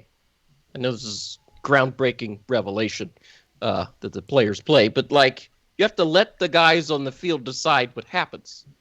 So telling your quarterback he can't audible and he can't get out of script and out of structure, that seems like, you're sort of preventing a guy from really letting his greatness shine because it's not the play that you called. And the thing is, that just doesn't make sense to me. I don't hate. I agree. I think the philosophy is flawed. But if you have that philosophy, why the hell would you trade up to number 3 just to get somebody who's okay? Anybody. When I first heard that, get somebody in the 4th round. When people were telling me on TV or wherever, or even in the betting markets, that the 49ers were going to draft Mac Jones, my first reaction is, why the hell would you trade up to number 3 and give away a whole bunch of picks to draft a guy that, 1, might still be there at 12, and 2, isn't that great? He's not somebody that you just would lose your mind over drafting, but the indications seem to be that might be the direction they go. Now, maybe they're throwing up a smoke screen. Maybe they really plan to draft Justin Fields, but I understand Justin Fields comes with risks too. He's got a lot to learn about playing the position. But all these guys are rookies. Absolutely. You're not going to draft anybody who's played in the NFL before. No, none of them are perfect prospects either, including Trevor Lawrence. So I feel like Justin Fields resembles Josh Allen to me, and actually I think he's a little bit more polished, where he's an incredible physical player, great arm, great size, great speed, but he probably has a little bit of a learning curve when he gets to the NFL, but he can camouflage that for a little while using his athleticism until he really grows into learning how to be a professional quarterback, like we saw Josh Allen do this year, where the first 2 years Allen was not a good passer, but he was still serviceable at the quarterback position because he could make so many crazy plays with his feet. And now he's grown into becoming a very good pocket passer. Despite still having some of those decision-making issues, he's overcome a lot of it. And now we look at him like he's going to be a Pro Bowler for the next decade.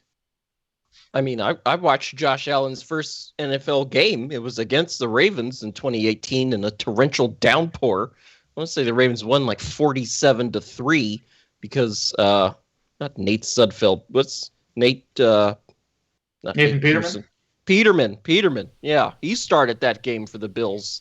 Oh boy. Nathan Peterman started for the Bills, so the Ravens rolled.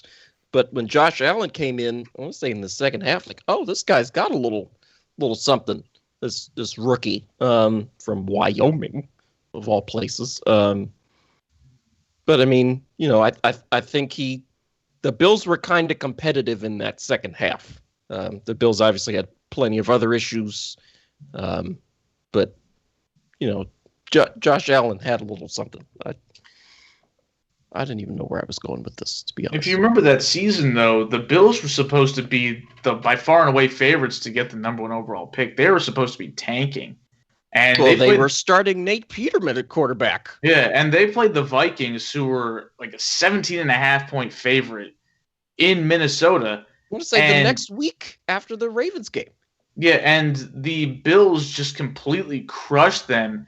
And Josh Allen was just running all over the field, and everybody's like, wait a minute, Josh Allen can run, but he's white. That doesn't make any sense. Not only can he run, he was flying through the air and jumping over people like a crazy man. Yep. He resembled young Cam Newton in some of those runs. Yeah. He was taking on tacklers and stuff. This was also the last time I was in a survivor pool because I picked the Vikings that day. And, guess who loses the survivor pool? Because, the Vikings decided not to show up. In week 2. Ouch. Yeah, I lost at least one of my survivor pool entries on that game, picking the Vikings to win. Yeah. So I think we agree that we think Justin Fields is better than Mac Jones. I've also seen Mac Jones play in person because I went to that one Alabama game 2 years ago and Tua hurt himself and Mac Jones came in. He wasn't anything special. We could tell he wasn't as good as Tua. So I think all the Mac Jones love, I don't think he's a bum. I just don't think he's number 3 overall in the draft kind of good. Like that seems, this has to be a smokescreen, right? Like a lot of stuff comes out, stuff gets leaked on purpose or whatever, this time of year. That's a complete 180 from what's actually going to happen. Yeah, and I look at it and I see some strangeness with that because that Justin Fields is the better athlete and the league is moving towards more athletic quarterbacks, which is something that Mac Jones is not a part of. He's got a beer gut. And of course everybody wants to say, hey, he's chubby. He's like Tom Brady. I'm like, yeah. A lot of people are chubby. It doesn't mean they're going to be Tom Brady. I can run a 5.5 40, and that doesn't mean I'm going to go out there and win 7 Super Bowls. I'm just going to get my ass kicked. So I think it's a ridiculous comparison, but we'll see what happens. I don't know who they're going to pick or what they're going to do, but if they tie themselves to Mac Jones, they could regret it. And I don't really understand why this happens every year, but the last game of the season happened in January. Everybody agreed Justin Fields was the second best quarterback prospect at that time behind Trevor Lawrence. Nothing has happened since then, and yet somehow now he's sliding down the draft board while Mac Jones is the 3rd pick. What has changed? Oh, yeah. Well, somebody somewhere criticized that Justin Fields is lazy and has no desire to be great. We saw on national TV in front of everybody against Clemson, Justin Fields get his ribs and organs liquefied, and he sat out one play and then comes back and lights Clemson up the rest of the game. So, if the guy who probably should have gone to the hospital is still out there playing football against a really good Clemson defense and crushing them, If that's not desire to be great, then I don't know what is. And the last play on the highlight reel that I saw for Justin Fields, it took me a little while to figure out why it was in his highlight package because it was a handoff. And so I'm like, why is this in his package? Because the dude's just taking off downfield. But then all of a sudden I figured it out. The running back had one man to beat, and who's streaking down the field to block for him? It's Justin Fields. And I'm like, oh, okay. No desire to be great, huh?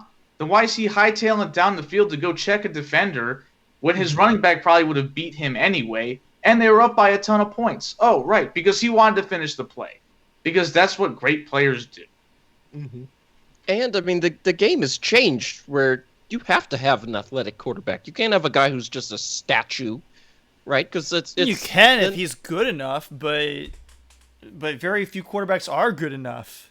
I mean, you have to be Peyton Manning or Tom Brady at this point, or Drew Brees to be a statue back there. Otherwise, you've got to be able to move around. Yeah, part of being good includes being able to beat an opponent pre-snap, and rookies typically don't have the experience to be able to do that. Tom Brady can do that because he's been around for 20 years. He's seen it all, and he's beat it all. Same thing with Aaron Rodgers even. If he decided to be pretty much a pocket passer for however long he's going to play, even though we know he's still got a lot of athleticism left in him, they could get away with it. Phillip Rivers got away with it because he was a wily vet. Ben Roethlisberger, to an extent, gets away with it, although his waning arm strength is becoming a bit of a liability. But a rookie quarterback who's never seen an NFL defense up close and personal, that's not going to work. Like, that's just brutal, and that's how you shatter somebody's confidence, where you say, hey, go out there and pick apart this defense. Mm-hmm. Okay, good luck. Yeah, I mean, you know, when the quarterback can run the ball as well, that makes it truly 11 on 11. Right, like, you know, with the quarterback's a threat to carry the football, that's one other thing the defense has to prepare for. But if you always know that this guy, he's just going to hand it off and stand there and look, then, you know, that's one possible obstacle that the defense doesn't have to worry about. It uncomplicates the game if the quarterback is a stiff, tall person. And we've seen several times that Mac Jones, he can't move. That is incontrovertible. I mean, you know, analysts and stuff could break down his decision making and whether he progresses through his reads and all that kind of stuff, but like, he can't move around.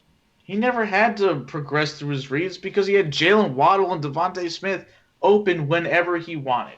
I mean, you know, when you have a Heisman Trophy winner and, like, the fastest player I've ever seen as two of your receivers, like, you know, that's doing pretty good. Makes your job a lot easier. Yeah. Didn't he? I mean, Mac Jones played in 2019 as well when they had Jerry Jeudy and Henry Ruggs. Henry Ruggs III, yes. Like, all of these guys were on that field together at one point. Like, the game I always think about is the 2019 LSU-Alabama game. Like, that field is completely covered in NFL talent. So, you know, if you are interested in seeing some NFL players at the college level, watch the LSU-Alabama games. Yeah, Justin Jefferson, Jamar Chase, Joe Burrow. Jamar Chase is going to be probably the first receiver off the board this year because Jamar Chase is incredible. He was unbelievable last year. A lot of people have sort of forgotten about him because he opted out this year due to COVID-19. But he was the Biletnikoff winner in 2019 as a sophomore. I mean, he's absolutely going to be a top 10 pick this year. Oh, yeah. Yeah. So I believe Tua threw an interception to Patrick Queen in that game. So, you know, that happened. I think that's about it. The Orioles lead the Yankees 2-1. Yep. So Anthony Santander and Cedric Mullins have homered. I picked Mountcastle for Dong City today, so... so you cursed him because he struck out. That's disappointing. I thought about going with Santander, but then I probably would have just cursed him too. So Yeah, Mountcastle 0 for 2 with K. Yeah, so, John Means is on the mound. He's given up a run. Yankees have a man on first with 2 outs in the bottom of the 4th, so we'll see what happens there. I know you love Gio Urshela. I do like Gio Urshela. Can't get enough of him. I like Gio Urshela. He's good. Did he take over for Chase Headley? Did you hate Chase Headley? I wouldn't say I hate Chase Headley, but I've never been a big fan of him. Yeah, he's not that good. That's all. Okay. I think I remember you complaining about him. So yeah, I think that'll do it for this week. Unless I forgot something. Could somebody please, like our usual mailbag participants, been a little lacking. So y'all need to step it up. Okay? We have space saved for you in our document every week for you to for us to put in your questions and topics and conversations and stuff. And there's nothing in here every single week. So, what's the deal? Well, it's not football season. I guess they don't care about any other sports. So, it's not football season. We spent an hour talking about football today. We did, almost. So, football season, it's always football season, right? There's always something. So, hello, mailbag people. Email us, thesportsballers@gmail.com, please. So let's see. Before we get out of here, I want to remind everybody that you can find this podcast wherever you found it, wherever your pods are cast. In addition, it's on Apple Podcasts, Spotify, Google Podcasts, and Amazon Podcasts.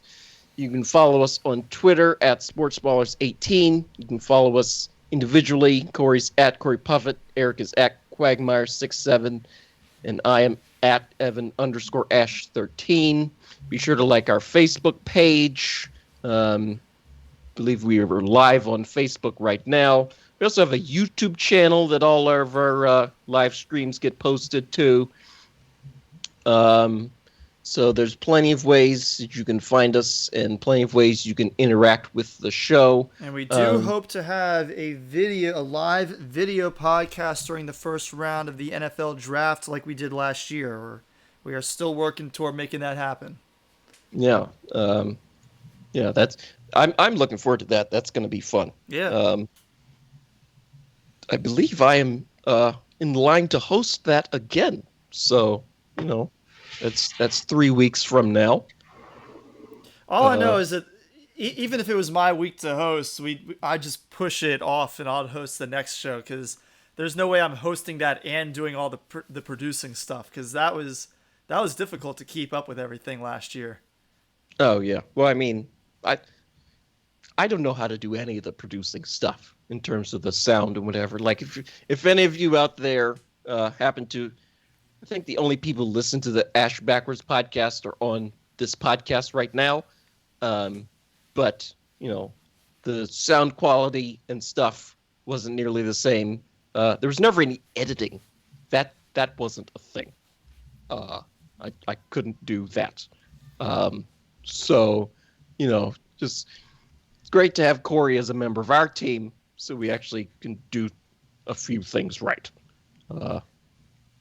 Because like I said before, one time you were running late, right? And me and Eric were on here just looking at you like, what do? We don't have anything.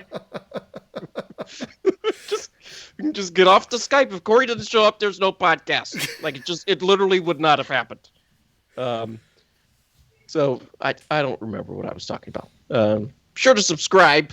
Tell your friends. Tell your family. Do y'all have any shout outs before we get out of here? Any Woj bombs in the past couple hours? I don't think so. Shout out to Aaron Rodgers for hosting Jeopardy for this week and next week. I got to watch the first episode on Monday night. Haven't checked out Tuesday's episode and obviously haven't seen tonight's episode yet either because I'm on here doing this. But he's doing a pretty good job. very good at reading the clues. You can tell he did a lot of prep. He's joked, maybe it's not a joke, about making a permanent gig. So the Packers better figure out a way to make him happy, or else he could just jump ship and become a game show host. Well, I mean, he doesn't even. I mean, this isn't unprecedented, right? There have been plenty of NFL players that have become actors. Michael Strahan is a Hall of Famer who does Good Morning America now. Yep. Used to do Live with Kelly and Michael, but apparently they hated each other or something. So that fizzled out. Well, he got a better opportunity at Good Morning America anyway, so. Oh, okay. Well, I mean, yeah. So, I'm sure he's more than capable. I think I also read somewhere that, Jeopardy only films, 46 days a year? Something like that? Yeah, they film 5 episodes a day, 2 days a week. So that covers, you could do the math, that's 46 weeks. They usually take 6 weeks off in the late summer before restarting with their new season in September. So, yeah, it's only 46 work days. Now, obviously, it's 5 shows you got to do. There's a lot involved. I'm sure there's some editing they have to do and stuff like that. But it's not like they record an episode every single day. Yeah, and it's not a live show either. No. Like, where did they tape Jeopardy? It's in Los Angeles. Oh, okay. So, I mean, he'd have to travel back and forth to Wisconsin a couple times. Yeah. Or you could just not play football anymore. Yeah. I mean, that's always an option, right? I mean, what else does he have to accomplish in his career? He's won a Super Bowl. He's won MVP. He's won Super Bowl MVP. He's won Super Bowl MVP. Yeah. So, there you go. Aaron Rodgers, I hope you decide to do whatever makes you happy. What'd you say, Corey? I was going to say, my only shout-outs, quick second happy birthday to my good friend Jeffrey McDonald. I've been good friends since I moved into his neighborhood when I was 3 years old. Oh, wow. Happy birthday to Alex Mayo, who is in our fantasy football and our fantasy baseball league. Does he listen to this podcast? Does he follow us on Twitter? I don't. I'm pretty sure he follows us on Twitter. I'm not sure if he listens to the podcast or not. Well, he's going to have to change that. And happy birthday to somebody else who does not listen to our podcast, 42-year-old Adrian Beltre. Oh. Future Hall of Famer, Adrian Beltre. Yes, sir. Yeah. I mean, we don't know that he doesn't listen. I'm pretty sure he doesn't listen. He probably doesn't, but we don't know. Pretty safe bet. Alrighty. So, how are we doing on time? I'm less confident in saying that he does not listen to our podcast than I am in saying that Sam Darnold will never be a good quarterback. Put it that way. That confused me. I think I missed something. So how are we doing on time, Corey? We're at 2 hours. Almost. Okay. So yeah, I guess just some quick reminders. Wear a mask. Wash your hands. Stay socially distanced. Bathe. Get vaccinated. Yeah, get vaccinated. And tell the people that you love them. And also, just don't be a jerk, right? Could we just do that this week? Just don't be a jerk. So, for Corey and for Eric, I'm Evan. This has been the Sportsballers podcast. Thank you all so much for listening, and we will talk to you next week.